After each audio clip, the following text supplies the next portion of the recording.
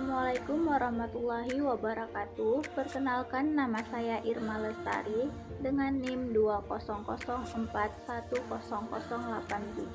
dari Prodi Pendidikan Guru Sekolah Dasar Universitas Samudra Laksa.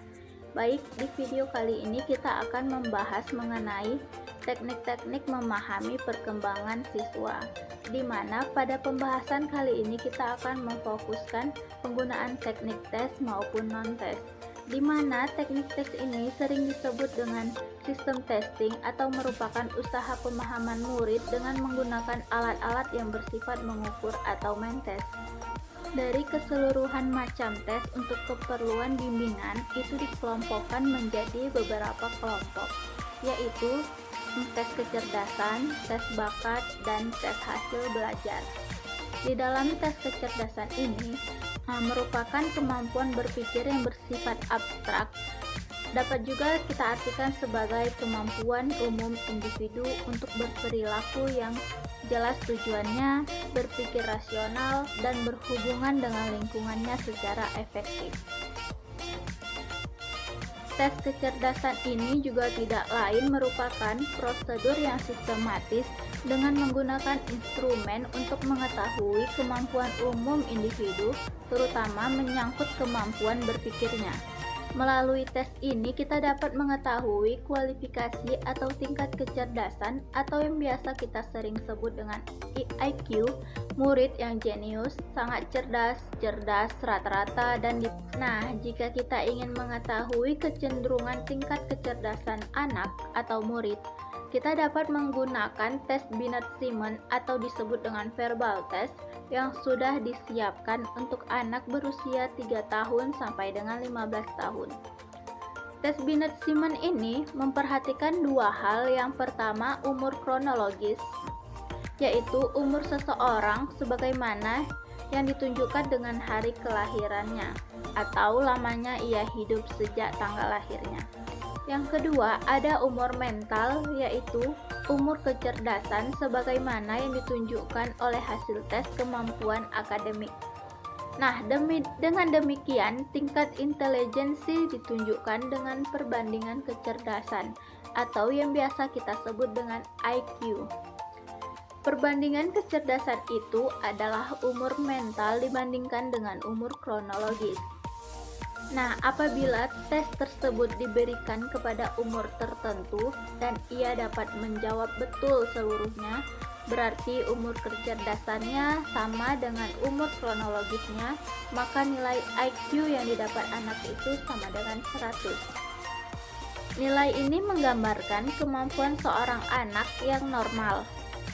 Anak yang berumur misalnya 6 tahun hanya dapat menjawab tes untuk anak umur 5 tahun akan didapati nilai IQ di bawah 100.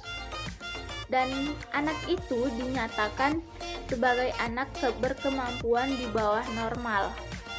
Sebaliknya, bagi anak yang umur 5 tahun tetapi telah menjawab dengan benar tes yang diperuntukkan bagi anak umur 6 tahun, maka IQ anak tersebut adalah di atas 100 dan ia dikatakan sebagai anak yang cerdas.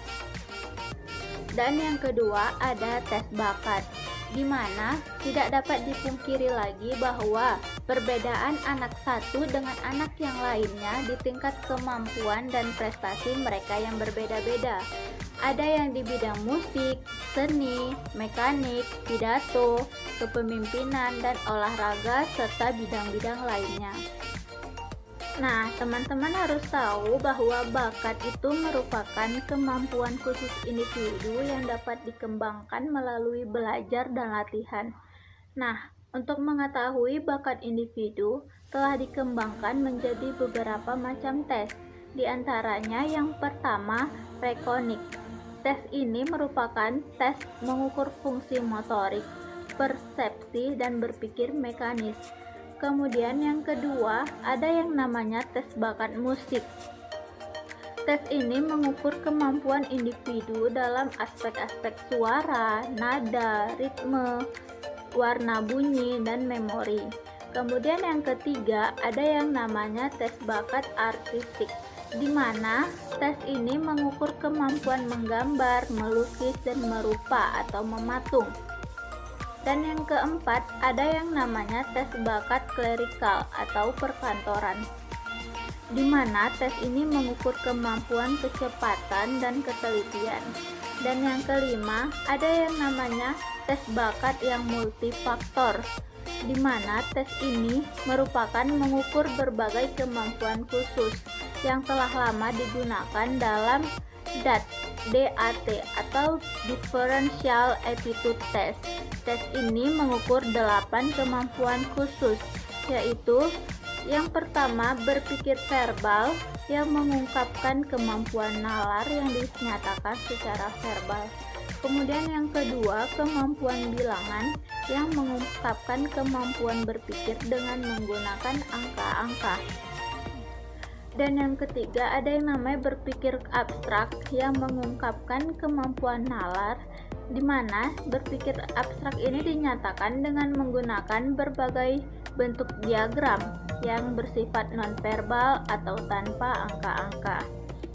Dan yang keempat, ada namanya hubungan ruang, visualisasi, dan persepsi yang mengungkapkan kemampuan untuk membayangkan dan membentuk gambar-gambar dari objek-objek dengan hanya melihat gambar di atas kertas yang rata. Kemudian yang kelima, ada yang namanya kecepatan dan ketelitian, di mana di sini mengungkapkan kemampuan ketelitian dan kecepatan seseorang dengan membandingkan dan memperhatikan daftar tertulis seperti nama-nama dan angka-angka.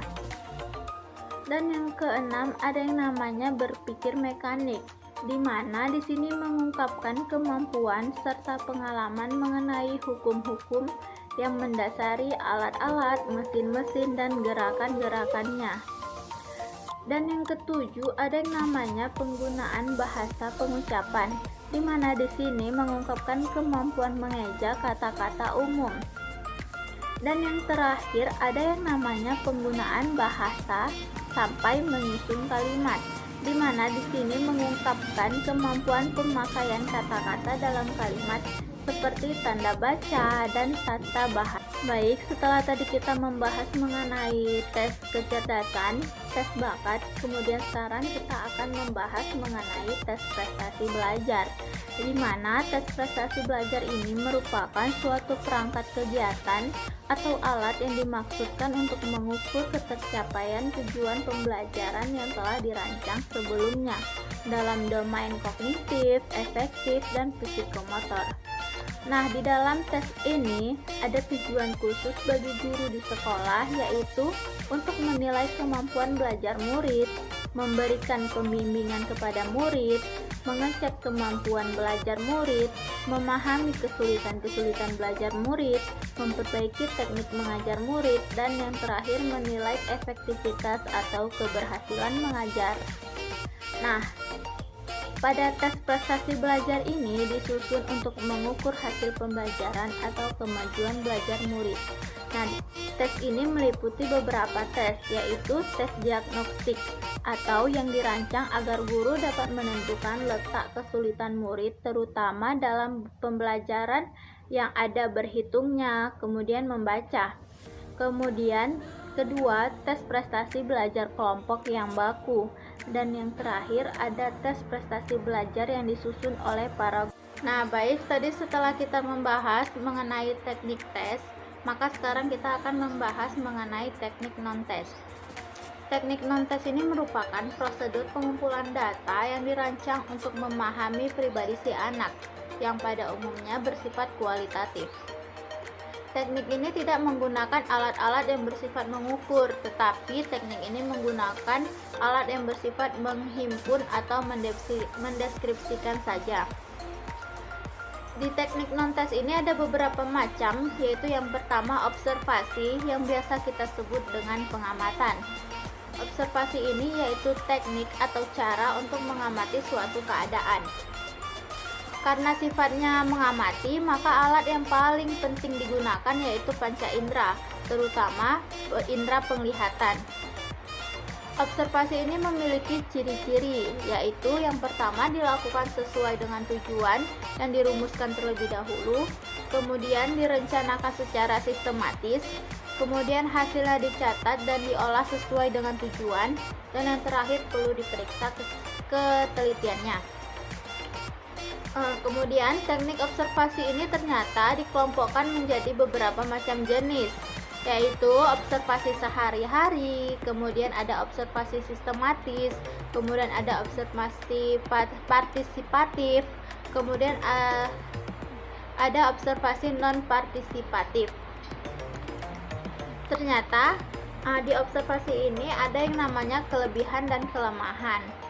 Sekarang kita akan membahas mengenai kelebihan observasi. Kelebihan observasi itu ada beberapa, yaitu yang pertama, observasi merupakan teknik yang langsung dapat digunakan untuk memperhatikan berbagai jenis tingkah laku murid. Kemudian, observasi memungkinkan pencatatan yang serempak dengan kejadian yang penting. Kemudian, observasi baik sekali untuk digunakan sebagai teknik untuk melengkapi data yang diperoleh dari teknik lain. Kemudian ada observasi mengumpulkan data, tidak perlu menggunakan bahasa untuk berkomunikasi dengan objek yang ditelaah. Kemudian ada yang namanya kelemahan observasi. Kelemahannya ini yaitu satu, banyak hal-hal yang tidak dapat diamati dengan observasi langsung. Kemudian ada apabila objek observasi mengetahui bahwa ia sedang diamati, cenderung melakukan kegiatan yang dibuat-buat. Kemudian timbulnya suatu kejadian yang hendak diobservasi tidak selalu dapat diramalkan sebelumnya, sehingga pengamat sukar untuk menentukan waktu yang tepat untuk melakukan observasi. Kemudian observasi banyak tergantung pada faktor-faktor yang tidak dapat dikontrol. Nah, setelah observasi yang kedua ada yang namanya wawancara. Wawancara ini merupakan teknik untuk mengumpulkan informasi melalui komunikasi langsung dengan orang yang diminta informasi. Dalam hal bisa murid, orang tua murid, teman-temannya, atau orang lain yang dimintai keterangannya tentang si murid. Contoh wawancara ini seperti guru ingin mengetahui dari murid yang sering membolos dari sekolah. Di sini, guru dapat mengajukan pertanyaan tentang identitas orang itu, orang tuanya, jarak tempat tinggalnya, perhatian orang tua terhadap si anak ini, keadaan ekonominya, kegiatan sehari-hari yang dilakukan si murid, dan alasannya mengapa sering membolos, minat bersekolah, dan lain-lain. Di wawancara ini juga ada yang namanya kelebihan dan kekurangannya. Kelebihan wawancara yaitu sebagai berikut, yaitu wawancara merupakan teknik yang paling tepat untuk mengungkapkan keadaan pribadi si anak. Kemudian dapat dilakukan terhadap setiap tingkatan umur. Kemudian dapat diselenggarakan serempak oleh observasi. Kemudian digunakan untuk pelengkap data yang dikumpulkan dengan teknik lain. Kelemahan dari wawancara ini yaitu tidak efisien, tidak dapat menghemat waktu secara singkat.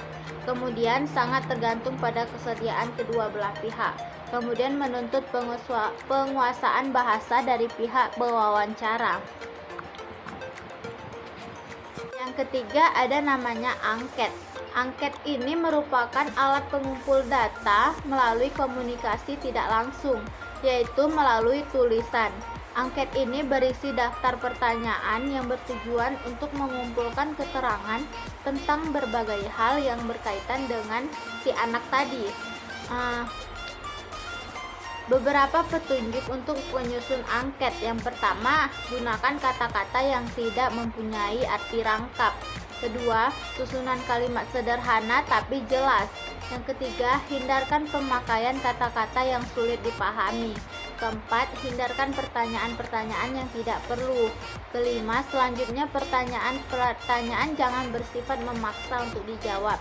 Dan terakhir, hindarkan kata-kata yang bersifat negatif dan menyinggung perasaan yang akan menjawab angket ini. Setelah angket, kemudian ada yang namanya catatan anekdot.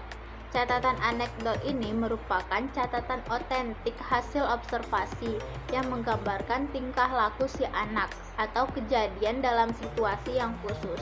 Catatan anekdot ini bisa menyangkut tingkah laku si anak tadi, mau berupa individu ataupun kelompok. Dengan menggunakan catatan anekdot ini, guru dapat memperoleh pemahaman yang lebih tepat untuk perkembangan murid. Kemudian guru dapat memperoleh pemahaman tentang penyebab dari gejala tingkah laku si murid.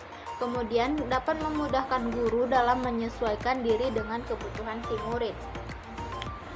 Catatan anekdot ini memiliki beberapa syarat, yaitu yang pertama objektif, di mana catatan ini dibuat secara rinci tentang perilaku si anak tadi. Kemudian yang kedua deskriptif, yaitu catatan yang menggambarkan diri murid secara lengkap tentang suatu peristiwa mengenai murid itu. Hendaknya lengkap disertai dengan latar belakang, percakapan dicatat secara langsung dan kejadian-kejadian dicatat dengan tersusun sesuai dengan kejadiannya. Yang ketiga ada yang namanya selektif, yaitu dipilih suatu situasi yang dicatat adalah situasi yang relevan dengan tujuan dan masalah yang sedang menjadi perhatian guru sesuai dengan situasi dan keadaan si murid. Melalui catatan anekdot ini, guru akan lebih memahami tentang sikap, kebiasaan, perilaku si anak sehingga memudahkannya untuk memberikan bimbingan kepadanya. Kemudian selanjutnya ada yang namanya autobiografi atau riwayat karangan pribadi. Karangan pribadi ini merupakan ungkapan pribadi si anak tentang pengalaman hidupnya, cita-citanya, keadaan keluarga, dan lain-lain. Karangan pribadi ini merupakan cara untuk memahami keadaan pribadi si murid pada umumnya bersifat rahasia. Penggunaan autobiografi ini bagi guru untuk mengetahui keadaan murid yang berhubungan dengan minat atau cita-citanya dan sikapnya terhadap keluarga, guru, serta dalam pengalaman hidupnya. Karangan pribadi ini dalam pembuatannya dibagi ke dalam dua jenis, yaitu terstruktur dan tidak terstruktur. Jika terstruktur, maka karangan pribadi ini disusun berdasarkan tema yang telah ditentukan sebelumnya, seperti cita-citaku, keluargaku, teman-temanku, masa kecilku, liburanku, sekolahku, dan lain-lainnya. Jika yang tidak struktur, maka di sini murid diminta untuk membuat karangan pribadi secara bebas, tidak ditentukan kerangka karangan sebelumnya. Kemudian teknik non-tes yang keenam ada yang namanya sosiometri. Sosiometri ini bertujuan untuk memperoleh informasi tentang hubungan atau interaksi sosial di antara murid. Melalui teknik ini, guru dapat mengetahui murid yang populer atau yang banyak disenangi teman, kemudian murid yang terisolir atau tidak dipilih atau tidak disenangi teman, kemudian ada yang namanya klik, kelompok kecil dengan anggota 2-3 orang murid atau biasa kita sebut geng. Proses ini didasarkan oleh penelaahan terhadap perasaan anggota pribadi seorang anggota kelompok terhadap anggota lainnya, yaitu dinyatakan dengan pilihan yang disukai atau yang tidak disukai oleh masing-masing anggotanya dalam suatu situasi tertentu, baik itu bermain, belajar, olahraga, dan lain-lain.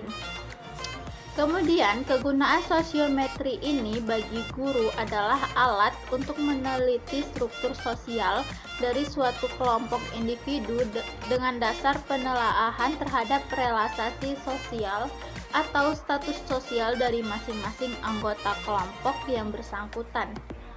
Sosiometri ini juga digunakan untuk memperbaiki hubungan insani di antara anggota-anggota kelompok tertentu, kemudian menentukan kelompok kerja, dan kemudian meneliti kemampuan memimpin seorang individu dalam kelompok tertentu untuk suatu kegiatan tertentu. Nah, sosiometri ini dibuat dengan jalan meminta kepada setiap murid untuk menyebutkan 2 orang temannya yang paling disukai untuk belajar bersama. Ketika guru melaksanakan studi kasus, Itu dapat menempuh beberapa langkah. Yang pertama, menemukan murid yang bermasalah terlebih dahulu. Murid yang bermasalah seperti prestasi belajarnya yang sangat rendah dan biasa kita sebut nakal ataupun berperilaku menyimpang, terus bertengkar, membolos. Nah, untuk contoh kita akan mengambil studi kasus tentang murid. Contohnya itu kita buat namanya Juju ya. Juju itu proses belajarnya itu sangat rendah. Nah, kedua kita harus memperoleh datanya terlebih dahulu. Mengapa si Juju tadi prestasinya rendah? Maka guru dapat mengumpulkan informasi atau data mengenai pribadi si Juju tadi. Informasi ini bisa kita dapat dari yang namanya dokumentasi, yaitu memperoleh data dari dokumen yang telah ada seperti hasil tes kecerdasan, angket, dan observasi. Kemudian yang kedua, mengumpulkan data. Apabila data yang diperoleh belum memadai, cara ini bisa ditempuh melalui wawancara dengan guru lain, orang tua si Juju tadi, atau melacak tempat tinggal si Juju tadi. Kemudian bisa juga kita datang ke rumah si Juju tadi untuk memperoleh informasi tentang kondisi dan keadaan keluarga si Juju dan mendapat pendapat mereka, terutama orang tuanya tentang pribadi si Juju tadi. Kita akan melakukan data ini dengan proses wawancara langsung dengan si Juju maupun keluarganya. Kemudian yang ketiga, ada yang namanya menganalisis data. Setelah data yang tadi kita peroleh, yang baik itu dari guru, orang tua, atau yang lainnya, kan data tadi sudah terkumpul, maka guru melakukan analisis terhadap semua data yang sudah diperoleh tadi. Langkah analisis ini terutama ditunjukkan untuk menemukan faktor-faktor yang diduga menjadi penyebab rendahnya prestasi belajar si Juju tadi. Berbagai kemungkinan faktor penyebab itu mungkin karena keluarganya yang tidak harmonis, atau tingkat kecerdasannya rendah, atau motivasi belajarnya rendah, atau bahkan si Juju tadi sering sakit-sakitan ataupun kurang mengetahui pengetahuan atau konsep-konsep dasar dari mata pelajaran tertentu. Kemudian yang terakhir, adanya memberi layanan bantuan. Apabila berdasarkan analisis atau faktor penyebabnya yang tadi kurang menguasai konsep-konsep dasar mata pembelajaran tertentu, seperti misalnya matematika, IPA, IPS, bahasa Indonesia, atau yang lainnya, maka layanan yang diberikan adalah remedial teaching, yaitu pengajaran penyembuhan. Dalam hal ini, guru matematika, IPA, IPS, dan bahasa Indonesia tadi dituntut untuk memberikan remedial dengan jalan mengajar kembali kepada si Juju tadi tentang konsep-konsep dasar setiap mata pembelajaran tersebut. Nah, setelah selesai pembahasan kali ini tentang teknik-teknik memahami perkembangan si anak, maka semoga bagi pendengar dapat memahami apa yang telah kita jelaskan dan dapat bermanfaat bagi pendengar. Saya Irma Lestari akan menyudahi video kali ini. Baik, assalamualaikum warahmatullahi wabarakatuh.